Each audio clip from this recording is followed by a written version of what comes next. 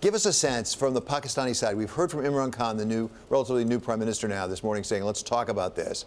And now we've just heard from a military spokesman saying that they have an Indian pilot in custody from a jet that was shut down. How are they taking the tensions down, Michael?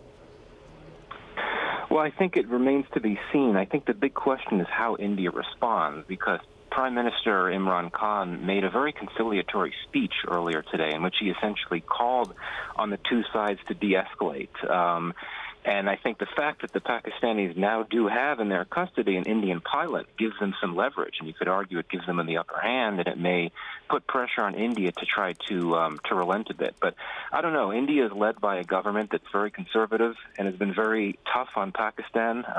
There's an election coming up in a few weeks in India, and I think that at this point, I find it hard to believe that India would be ready to de-escalate. I don't know if we've seen the last of these fireworks on the subcontinent, unfortunately. As a practical matter, Michael, what are the pressure points on Pakistan, and that matter for India, to de-escalate? We've heard now Michael Pompeo, the Secretary of State, evidently has called and said, please take this down. We've heard Theresa May, the UK Prime Minister. We've heard from China saying, please de-escalate. But what are the pressure points?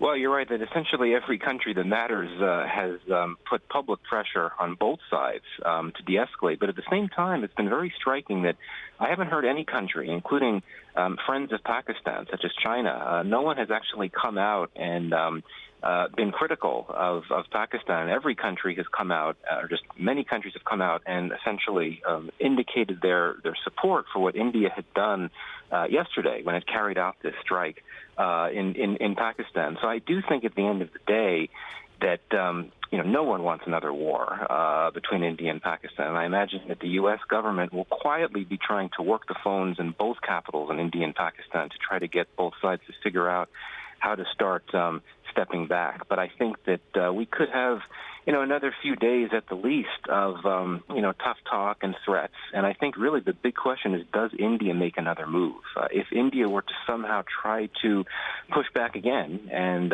retaliate again, that could really take things to another level. But again, the fact that India does have one of its Air Force pilots in Pakistani custody, I think that may limit its options and may make it a bit more cautious in terms of how it chooses to respond now.